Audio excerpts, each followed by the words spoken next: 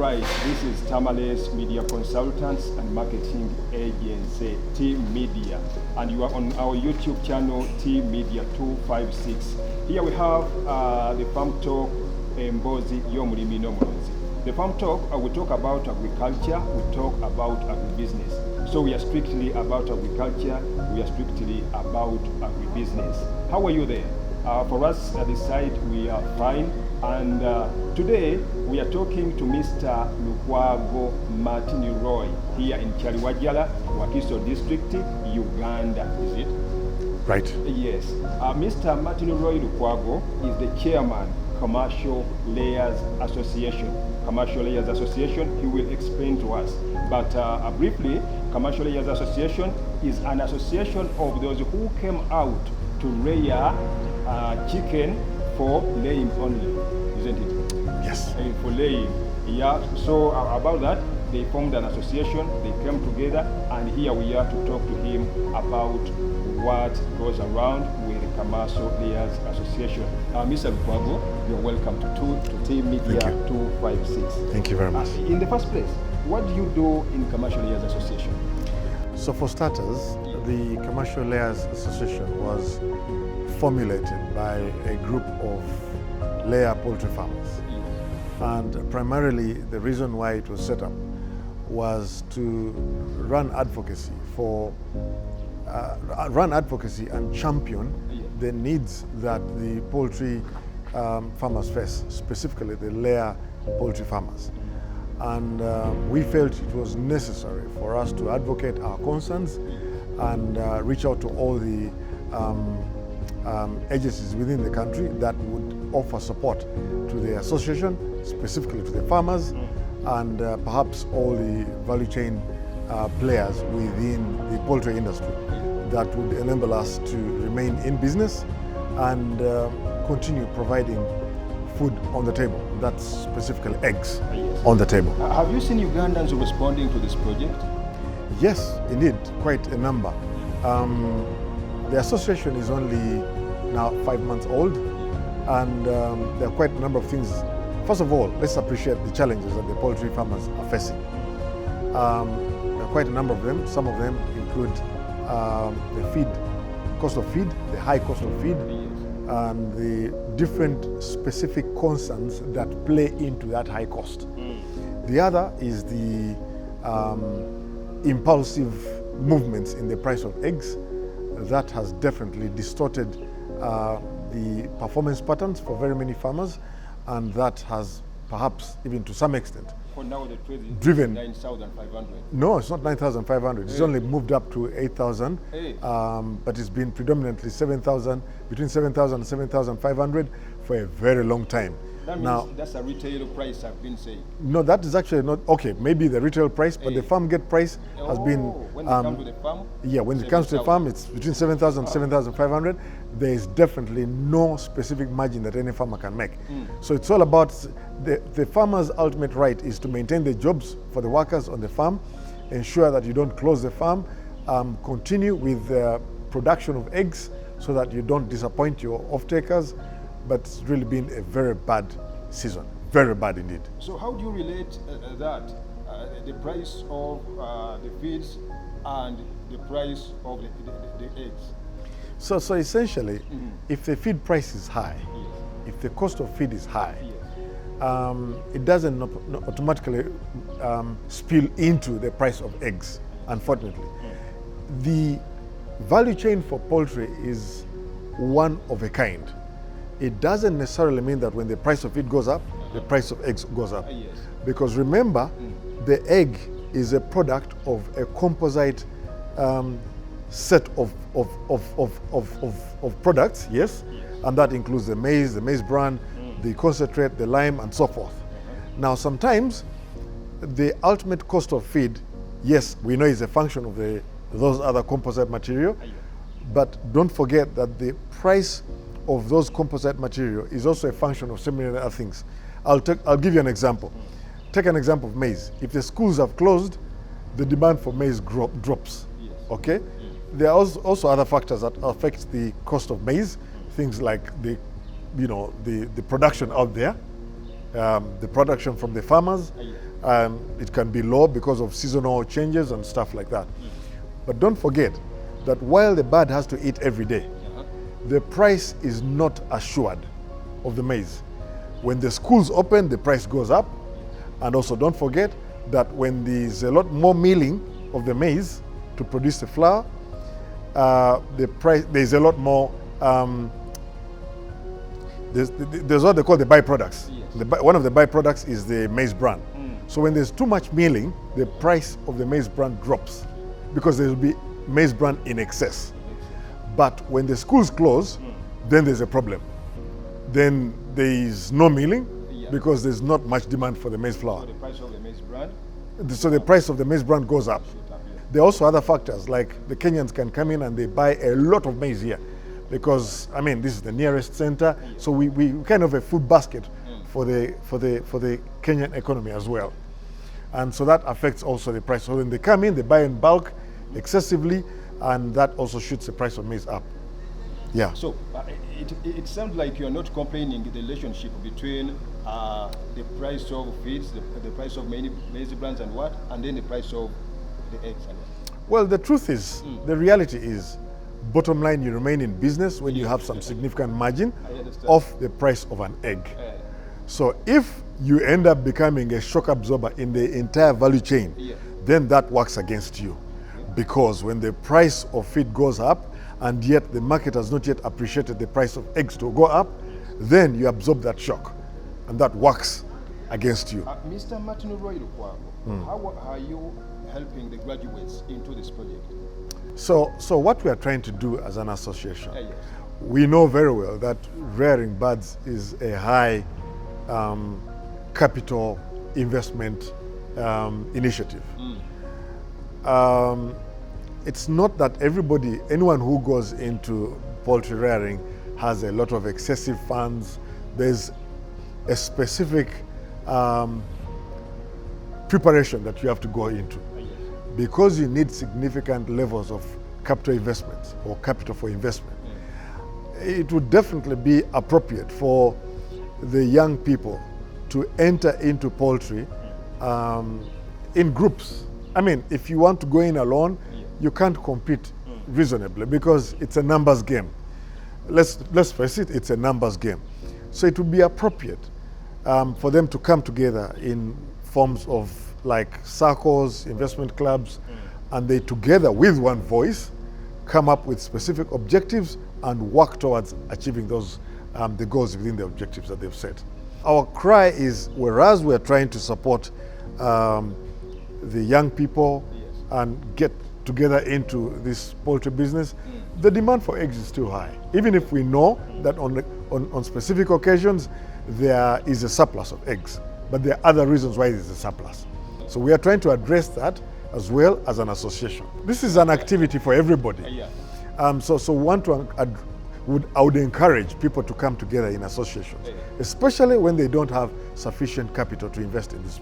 Only that we are mostly focusing on the youth, simply because we all the time hear them cry, no jobs, we have graduated, no jobs, we never went to school, we dropped out, no jobs. So I think this one can also save the youth in that. Absolutely, and I agree with you, because the reality is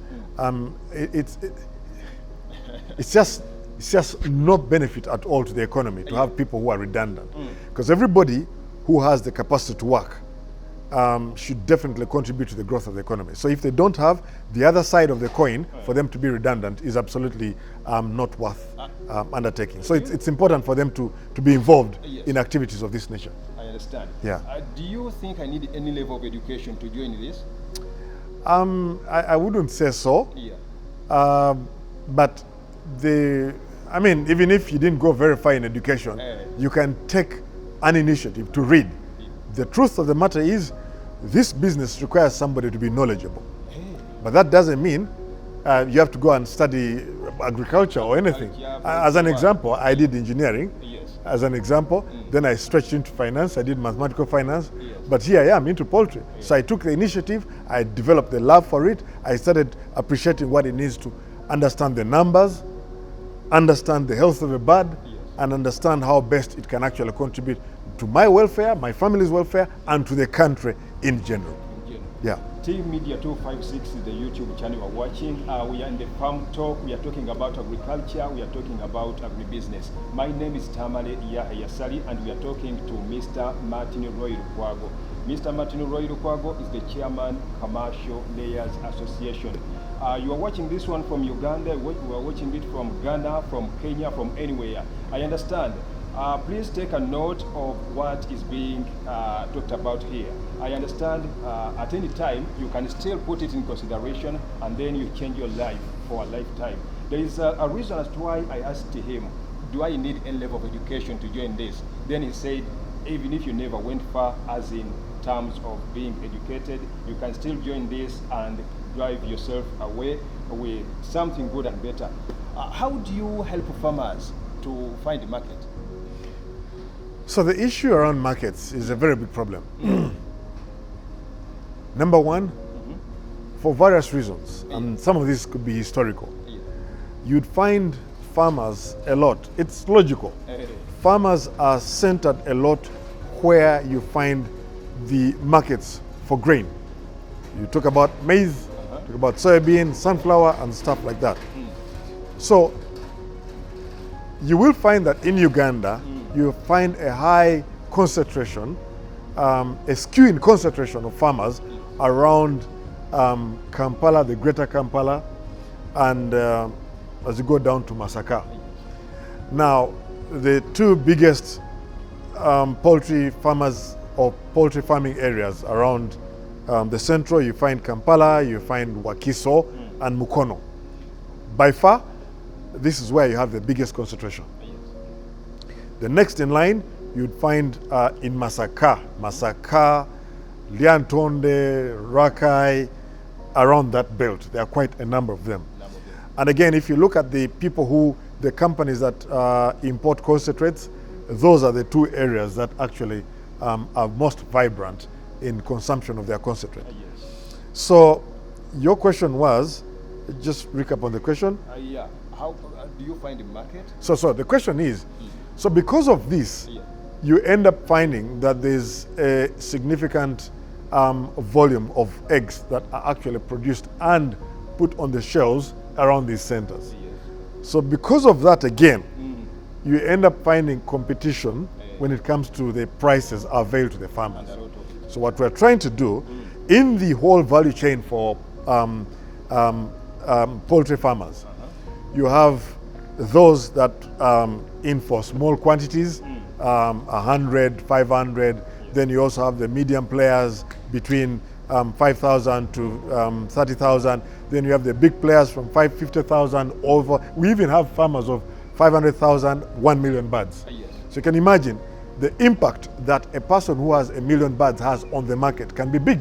If the eggs don't move in one day, he actually spends a lot of money to store those eggs alone.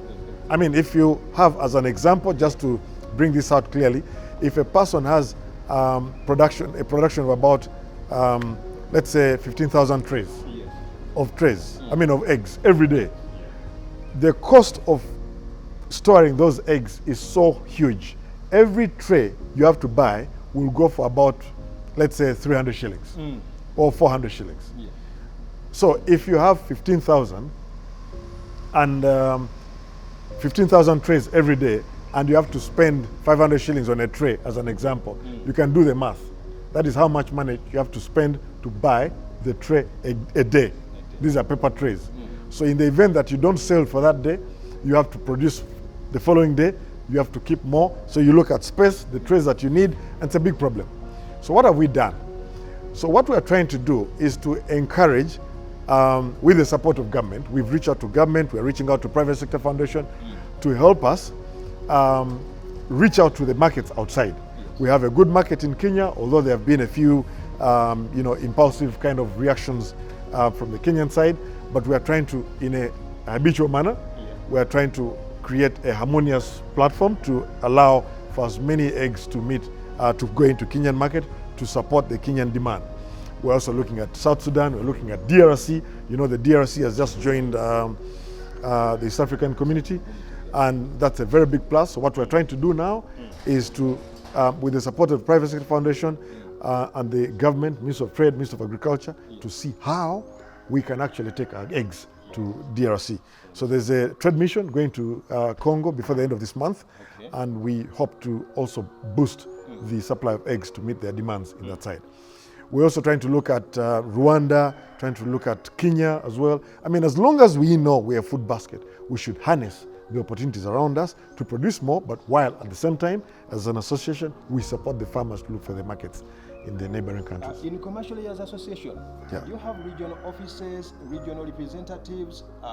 Which kind of people do you have in your association? Do you have in the villages, in the towns, where?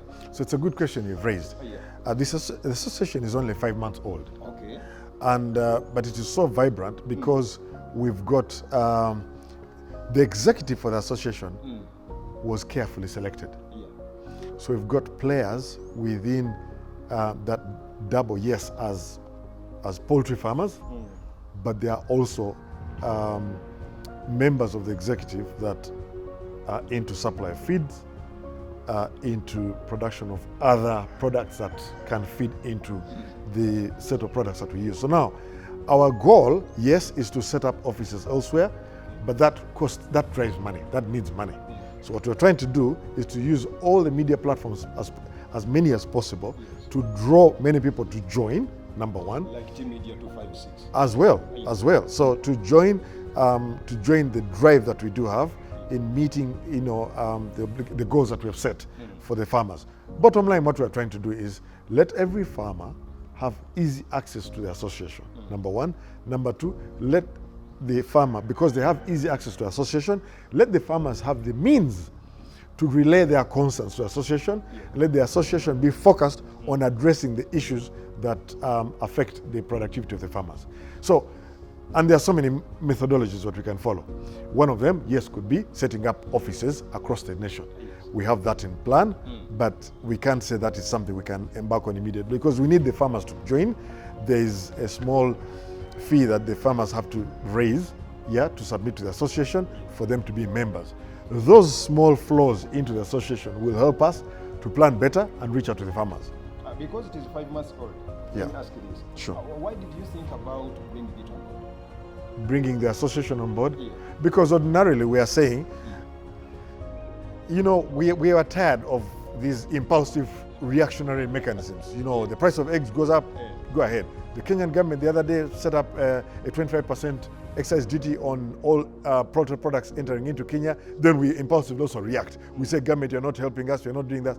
We felt it was appropriate for us to have a voice. That number one is one voice. Number two is organized. Number three speaks out to the government to let them know what the concerns of the farmers are. Number four listens from the government to understand what strategic plan it has for the farmers. With that put together and in an organized setting, we believe that we can actually address the concerns and also have this voice, known. Yes. It is very bad for us to be misaligned to the strategies that government has. Know that you are there. So let the people know that we are here to support them and speak on their behalf. Let the government know that there is a voice that is speaking on behalf of the farmers. And in a well collaborated kind of initiative, we believe we can harmoniously come to the goals that we want for the farmers. And with your setup, that's the very question I'm asking. With your setup, do you think you can solve what is challenging the what? To some extent, yes. To some extent, yes. Not all challenges can be addressed. Truth be told, these challenges come up as the markets also evolve. One of the big challenges we have, and I'll tell you, it's not something to hide, we have a very big problem. We produce a lot of eggs, and we are looking out for the markets outside, but our in-country per capita consumption is very low. It's the lowest. Just to give you some numbers, on average, we are consuming about 50 eggs per person per year. 50 eggs. 50 eggs per person per year. It takes 50 eggs A year. That is so low a consumption. In fact, as the population goes higher, if that consumption remains the same, the ultimate GDP per capita, GDP consumption will lower. But I'll give you an example of a country like Netherlands. Netherlands has only 17 million, and don't forget, we are 45 million people here. So Netherlands is a population of 17 million people. Their consumption is close to 350 eggs per person per year. Oh. So with 350 eggs per person per year in a population of 17, certainly the local producer of eggs doesn't even have to struggle to look out for the markets outside. Yes. We can feed our own people. And don't forget, it has been globally proven that the egg is the cheapest. Oh, no. The word I'll change. Yes. It is the most affordable natural protein. If your child does not feed well on proteins, you know what the proteins are there for, to help in regeneration of new cells, and that is growth. You're speaking to growth. So if your child doesn't eat sufficient protein, they will be retarded in the brain. So their capacity to actually grasp as many things as they study, as they grow, is lessened. We want to work around that. We want to work against the low consumption, and so we have got to drive an initiative to drive and create an uplift in consumption of eggs in the country. Yeah. As the chairman, Commercial Layers Association, which is 5 months old now, which message, do you have any message for the government? So, first of all, we want to thank government. They've done a lot to support the poultry farmers. I'll give you an example. If you can import some of the equipment you use, like the cages, the government enables you to import them duty-free. I mean, if we were paying taxes, we wouldn't have managed to do this business. There are quite a number of areas, when we engage with them, there are a number of areas where government has actually supported. VAT on feed that is imported. Yes, I know it's not right that we import feed, but some of these things have a bit of science behind them. The government needs to support the scientists so that we can produce the feed locally. 1. 2, the government, it's our humble cry to government to support the Ministry of Agriculture. It's very important. I can assure you, on our farm here, it's only once that I do recall, for the 4 years we've been in existence, once that we received an agriculture specialist from government. And that was because he came because we needed to register ourselves. So that was a requirement. Yeah. But these people need support. The technical assistance that is required on all the farms in terms of the development of the poultry houses to be used, the equipment that is being used, the cleanliness of the farm, the biosafety that is required in the farm. There has to be somebody that drives the farmers to make sure they do the right thing, because not every farmer actually is driven to do the right thing. But don't forget, all the eggs we produce go out to the market and they are consumed. So our humble cry is it's a prayer, as the lawyers use that language. So we pray that government supports Ministry of Agriculture. They need the tools of trade. Once the government provides the tools of trade to these agriculture specialists, and they let us know that they've given these tools of trade, the motorcycles, the vehicles, the equipment they need to test for the feed and stuff like that, they let us know that they've given these things to the agriculture professionals. Then it will be our responsibility to look them up, because there's no reason why they should be given the equipment and they don't serve us right. But we need to complement each other. Yeah, I should look them up because I know they've been given the equipment.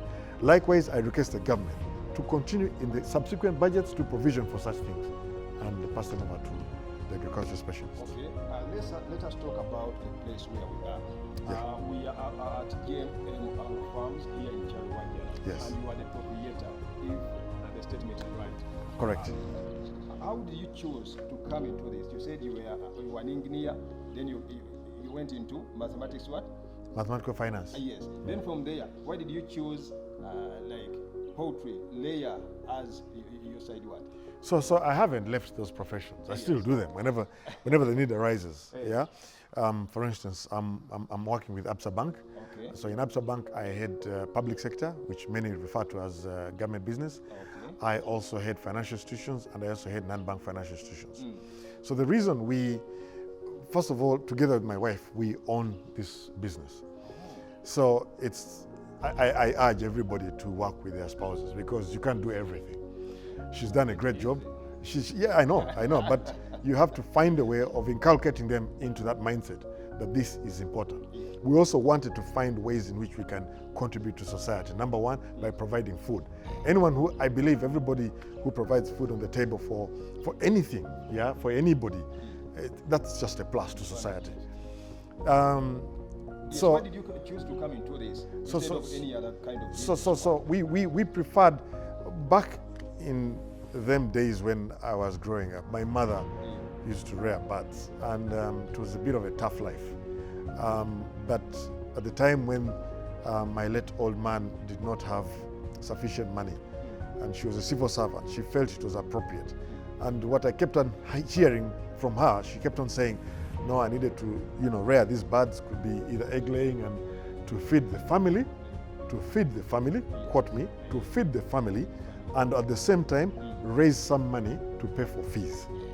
And I could, I appreciate what my late old father did to pay for our fees, but somewhere along the way when things were getting a bit unrosy, I could see my mother weighing in aggressively with the little money she had to look after birds and look after the family. So we felt that, I grew up knowing that, birds can help. But I wanted to do it at a different level, like at a bigger scale. So that's how I got involved into agriculture. I always feared the capital investment. Somewhere along the way I said, after benchmarking here and there, I said, but it's something that we can begin.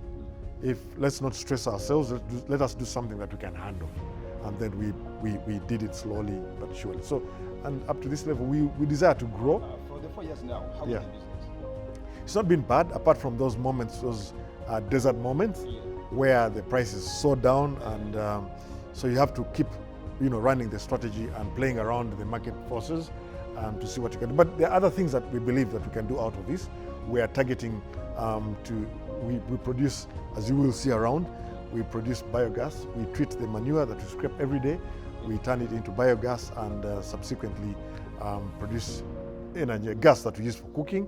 We use the manure as well for, we started a coffee plantation, so we grow coffee as well. So we have that kind of integrated approach to the business. That's not what we planned initially, but in a bid to maintain activity, we have a way we blend the two. Yes. Someone out there is saying, Mr. Lukwago can do all that. He has talked about working in Absa Bank on the other side of government business. So for him, he can handle that. What about me, who is in Kalungu now, who is in Chegegwa? Can I handle that? Do you think someone has somewhere to start from? Absolutely. Start with what you have. Start with the little you have. Even if you're rearing 20 birds, start with what you have. As you keep on benchmarking, you will grow. Be desirous to grow, be desirous to expand.